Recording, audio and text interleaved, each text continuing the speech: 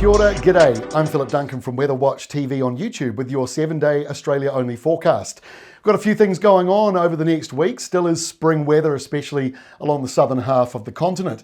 So showing you the wind map for later on Friday afternoon going into Friday evening for the eastern side. We've got this small area of low pressure just offshore from Brisbane. This is driving in some very heavy rain, mostly around the coastal side, mostly offshore in fact, actually. That purple blob that you can see on the screen there, that is the heavy rain. So that is mostly offshore, but it's pushing in towards land due to the southeasterly flow. And this is all sitting on the top of a high pressure zone basically, which is further to the south here over Victoria, Tasmania, the ACT, and that is drifting out over the Tasman Sea. So this is a small area of concern around the Brisbane area due to that heavy rain, but it is borderline. It's not a huge area of rain, and it is going to weaken over the next couple of days, but just worth keeping an eye on as we go into Saturday. There's also another line of showers and downpours forming around Western Australia. You'll notice on the eastern border of Western Australia, it is a northerly flow, but on the western side, it's a southerly flow. So that's the reason why you're seeing some downpours in here, a bit of low pressure trying to get going. So let's take a look at the bigger picture for Saturday. We'll start with this east coast low pressure zone driving in heavy rain around the northern coastal sides of New South Wales and the very southeastern corner of Queensland. So Brisbane is certainly caught up in that. Not necessarily huge amounts of rain here. This is a 24-hour rainfall map. It shows anywhere from 10, 15 millimetres, but in these orange shaded areas just south of the Queensland border there, you're talking about 50, 60 millimetres falling in just a day. So that is worth keeping an eye on. On the other side, around Esperance, you've got a burst of rain, 10, 15, maybe 20 to 30 millimetres coming through if you're lucky enough to get that in that yellow zone just here. And we've got more showers forming, starting to spill over into South Australia. Unfortunately, in this video today, we're not bringing you a lot of rain into the southeastern corner for Victoria and New South Wales for the inland areas. And there's not a lot going on for now around Tasmania. I think you'll be happy about that considering the last couple of months of severe gales. But those northerly to northwesterly winds on Saturday, they will start to ramp up a bit. Now on Sunday, not a great deal of change, but the wet weather around the eastern side here slides further down into New South Wales. But because that low is just offshore from Brisbane, if you live in Brisbane or if you live nearby, just a little to the north, worth just keeping an eye on it. It doesn't take much for a system like that to change your forecasts. So rather than being kind of angry that the forecast changed, understand why it might change, and that might help sort of make sense of things. But some heavier falls do drop further down the coastline, although if you go further down towards Sydney and to Canberra, not a lot happening. Windy over Tasmania, those westerlies do return, I'm very sorry to say. They will be blustery in exposed areas. Now in Victoria, this is one of your better chances of getting some rain here on Sunday. It's not a lot. Pale blue, 1 millimetre across 24 hours, and in the green zones, up to 10. So not huge amounts of rain, but if you're lucky, you'll get a downpour just like these central parts of South Australia. Elsewhere, not a lot going on. A couple more showers here at the very top of Western Australia.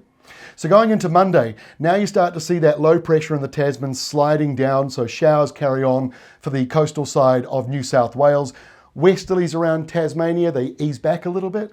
And yes, we still have some showers around Victoria, but again, I'm sorry to say, it's not a huge amount, but that little area in the green, 10 millimetres or so across the day, does drift over to the very eastern side of Victoria, and a couple of showers up around the Kimberley area. The Pilbara might get a couple of showers caught up in that sort of convergence zone on Monday. You see it gets even larger here on Tuesday. Some heavier falls, you could be talking 50, 60 millimetres falling around desert areas of Western Australia. A small area of low pressure coming in around the Alice Springs area, but the main feature on Tuesday, that high pressure zone just south of Adelaide, that's going to keep things pretty dry, unfortunately, for many parts of South Australia and Victoria. But Tasmania, bit of a wintry change coming back in for you. Windy, cold sou'westers, rain on the west coast, mostly dry though over in eastern areas.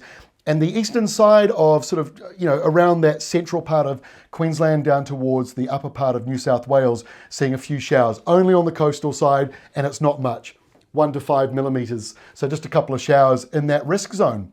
All right, Wednesday of next week, things get a little more interesting. We've got showers along the eastern coastline here of Australia and some showers around the western side of Tasmania, but a big, strong high pressure zone is coming in towards Bass Strait. So that's why Victoria, South Australia, and a large portion of New South Wales is staying mostly dry.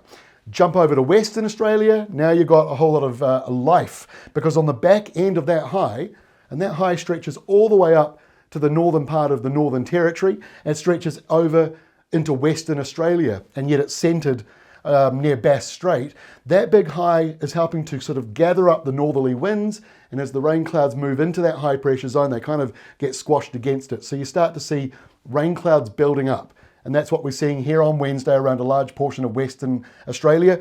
Rainfall totals aren't huge. It's 1 to 10 millimetres. Some areas in yellow might go a little higher, might get up to 20 millimetres or so. But there is low pressure here moving in towards Perth. So on Thursday, on the eastern side here, few showers, especially just north of Brisbane and around Grafton, also around Cairns. Dry for pretty much everybody else around that eastern side of Australia. But let's look at this around Western Australia, some decent downpours coming on through, especially around Esperance. You could be seeing 60 millimetres of rain falling in just 24 hours on Thursday, and the colder winds coming out from the south, keeping the temperatures down along a big chunk of Western Australia, all the way up to probably about Coral Bay. It starts to fade off around about there, but that's an interesting map, seeing some big rain, bit of low pressure forming in here, and then that's drifting very slowly towards South Australia. Let's have a look at the 7-day rainfall map. This is it. We can animate it for you. So you've got this heavy stuff around Brisbane, Grafton, Port Macquarie. So you're talking 100 millimetres there potentially. Like I say, it's still not 100% locked in because it's a weak low pressure zone, but it does have some heavy rain trapped in it. You head further north, most of Queensland's dry. Most of Northern Territory is dry. A bit of wet weather obviously around Alice Springs as that small low moves in. And around Victoria, New South Wales, inland areas are not seeing much wet weather. You'll get some hit and miss downpours in Victoria that might take you up to 10 or 15 millimetres. But it's actually Western Australia that's really seeing the largest amount of wet weather. A lot of that might not happen until the end of next week. So don't 100% lock this in. A week away is still a long time to go. All right, before I leave, here is today's flight sim of the day. Got the sound up nice for you so you can hear the plane flying over Wagga Wagga, or as I've been told, just say Wagga. So this is me flying in over it. There were some showers and downpours tracking through a couple of days ago, but unfortunately, if you need rain, you've got to wait a whole week. That's the next risk of proper downpours in your region. And temperatures, cool nights at the moment, especially tonight, will be cooler down to that 4-degree mark, and the daytime highs, well, I think they're fairly pleasant actually. It's not too bad, 17 to 22 degrees.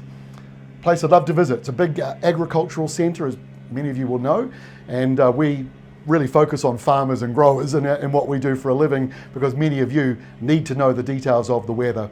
But that is all from me. Thanks very much for joining us. Just a programming note, we're not around Monday and Tuesday of next week, so our next Australia-only video won't be until Thursday next week, October 3rd. We'll also have our New Zealand ClimateWatch video update, and that's going to be issued on Wednesday, October the 2nd. And from that, you'll be able to sort of maybe take some of that information for Australia. It's mostly New Zealand focused, but you never know, there might be some little bits in there that you find helpful. That is all from me. Have a great weekend.